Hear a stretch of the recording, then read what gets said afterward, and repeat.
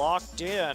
They are going to hope that Duke can overtake this game because their only win condition right now is to play pick and to, there's the Destiny. They have 3. It's going to be a 3 versus 3 if they go in. But Goog looks like there's a nice knockup from Watch as he comes through. Windwall going to block the Fish. Fish still going to hit some people. Watch goes down first. And now Duke targeted out right here. Smeb has that red. There's the flash arcane smash. Goog trying to get a gold card onto Kuro. That's not going to work. Kuro flashes away. He will sidestep the wild cards. And there is no more damage. OQ and Pure are up here for some reason. Gorilla not level 6 yet, so he's going to use that Unbreakable just to help his team get out. And will OQ go forward? Exhaust onto OQ right now. They may want to keep fighting this. Kuro does not have his ultimate. They're going to have to sacrifice Smeb to OQ. And there's another flash from Gorilla. Long skirmish in the right places. This is the perplexing thing about him. All right. Really performing as OQ looks to re-engage, but double exhaust. Smeb is here. He's on the backside. There's the Monsoon going down. We will see the gate and the Destiny Watch on the bottom side of the map. Long range, twisted advance. Onto Pure. TP's coming through. And Prey in the middle right now. Duke on top of Gorilla and Prey. Prey actually just going to kite this one out. And there's the big knockback. And here comes Yasuo flashing forward onto Yoku. Will miss his Steel Tempest, but it's a go in on this. Watch still hovering on the outside. Duke there too. Prey finally joining the mix. And here comes the Destiny. Baron getting very low. Here it goes. Who's going to get it? It will be Hojin. Watch is just going to get melted into the pit. Goong trying to control the choke point. They get the Fish onto Gorilla. Pure has to deal with Kuro. Kuro just slicing his way to a victory. There is a stun from the concussive blows. The Rage passive is a melee champion, 440 movement speed, has those resets on the dash. There's just no way to kite out the damage, and that's why he's overtaken this game. Yeah, it's been absolute dominance from the KOO Tigers.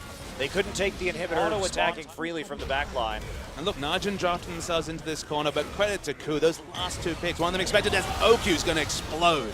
Not quite. There's an exhaust on Kuro. He's getting low. Can OQ take him out? He will finally fall to Watch, but Prey is just untouched in this battle, and he is going to clean this up, no doubt. Goom trying to get in there. Gorilla still playing for that front line. Can Najin hold on? They are going to get one ult, and it's so easy with how many knockups are on the KOO's composition.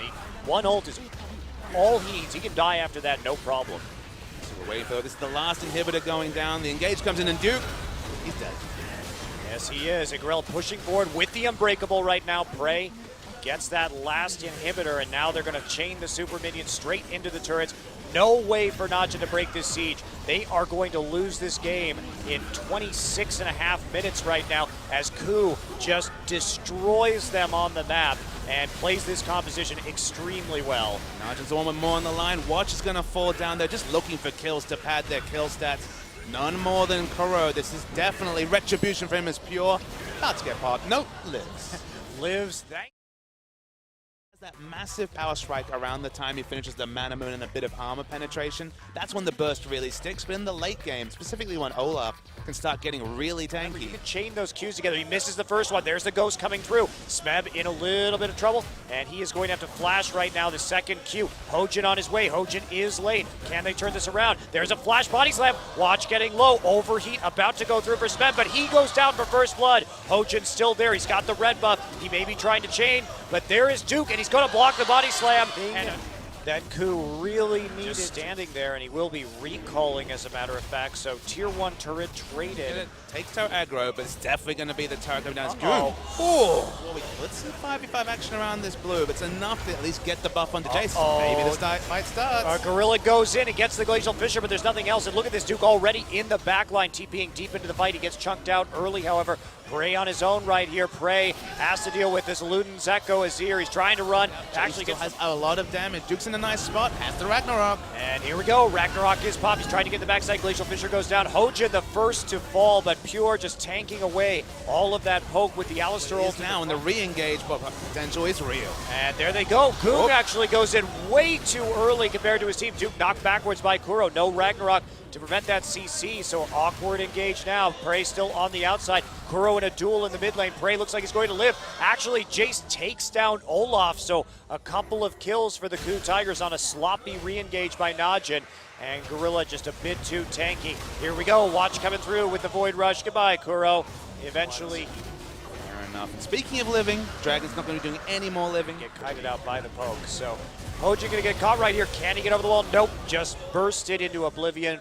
Throws a party cask at his feet, but just disperses the enemy, not really causing much threat. So Najin here, trying to get onto this Baron right now. KOO, and there's a great engage from Pure. Gorilla responds with the Glacial Fissure. Prey here, and here comes Duke on the TP. Look at that fast Viking, just running down the opposition. Someone, of course, had an excellent spring season. He's an excellent 1v1 laner, but Teleport plays not able to tank up this outer turret, finally break the base. What's KOO to do? They just watch on as Najin take 3 objectives.